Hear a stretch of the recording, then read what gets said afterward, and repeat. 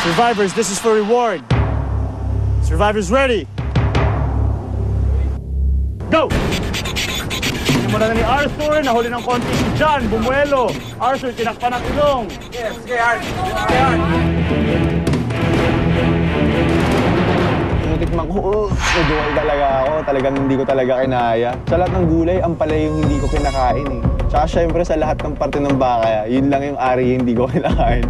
Talagang sumakto talaga sa akin. Malapit na maubos! Fast, Tony, go, go, go, go, Tony! Malapit na maubos! Si John! Arthur wins!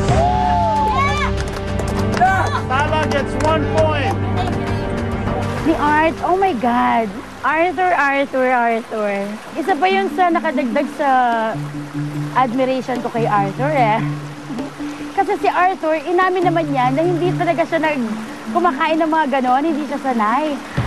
Pero nung ginawa niya yung unang challenge, siya yung pinakaunang gumawa, sabi ko, this guy is, oh my God.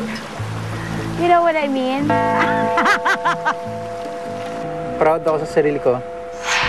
Kahit ayoko pala, pero pag ginawa ko, pag trinay ko, doon ko malalaman na kaya ko pala. Round 1 goes to Tala. Sino ang next member? Go, Gino. Albert, a.k.a. Betong versus Gino sa Bulan. Go, Gino. Okay, mauna naman this time ang Tala. Spin. Lato. Seaweeds. Go, Gino. Ano ang kahalong protina, Gino? Ulo ng manok at seaweeds. Never pa ako kumain ng ulo ng manok. So, ang motivation nila sa akin, isipin mo na lang, manok yan! Lato. Seaweeds. Ulo ng manok. Grabe, nakita ko ang daming piraso. At siguro, more than 10 yung ulo ng manok na blinin. Tapos meron pang beehive, tapos meron pang uok. Wow! So sabi ko na lang, parang sobrang gutom to, okay na to, wala nang problema.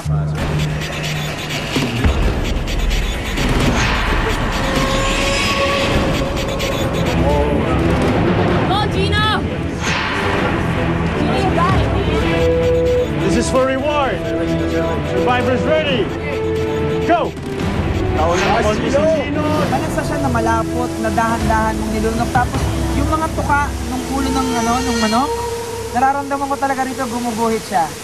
Tapos tumapon pa. Basta malansa siya, iba. Gino! Wins! Nauna ng konti. Split second lang. Nauna si Gino. Ang bilis na ubos ni Gino. Round 2 goes to Bulan. Sino next? May versus Steph. Good luck, May.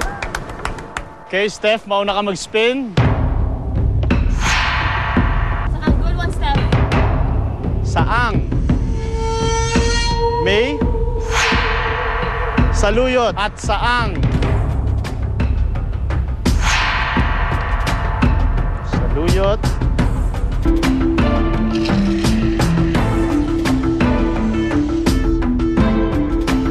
Got it!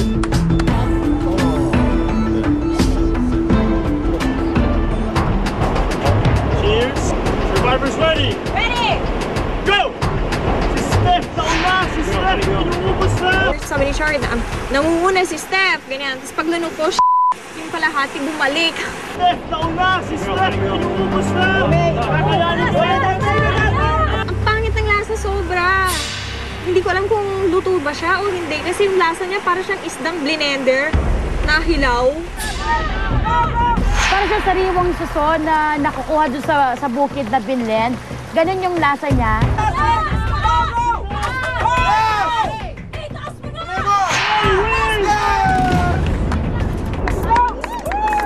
Sinong next? KC versus Carlo. Carlo! You're the man! Sile. Ang tahalo ng sile, tirik, sea urchin at sile. Sile.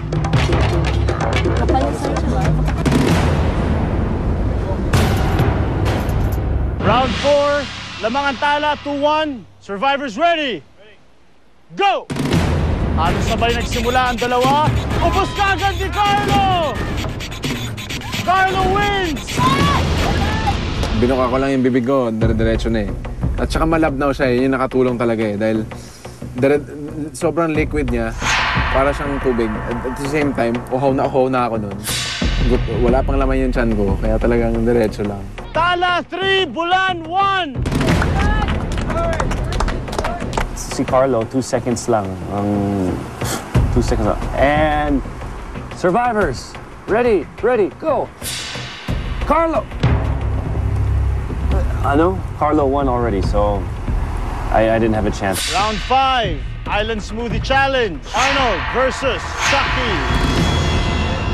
Atay. Anong kahalo ng atay? Okra at atay.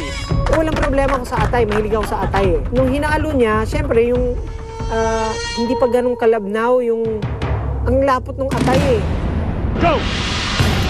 Nauna si Arnold, Chucky hinihigop. Arnold nakabukas lang, iniinom ni Arnold. Kailangan ubos yan, kailangan maubos yan. Gusto kong inumin ng tuloy-tuloy, pero bumabara talaga sa lalamunan. Ako ang chinir ko sa kanya na think of your mother, si Mami. Si Mami, ganon. Kailangan maubos yan.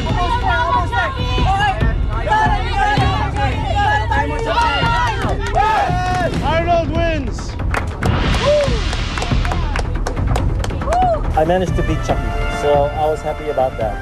Nanalo si Arnold sa round na yon. Ang score natin, 3-2. Lamang pa rin ang tala. Hindi ako nandidiri sa lasa dahil masarap naman siya, kaya lang talagang ang hirap inumin ng napakalapot. Natalo lang talaga ako ng ilang seconds lang siguro.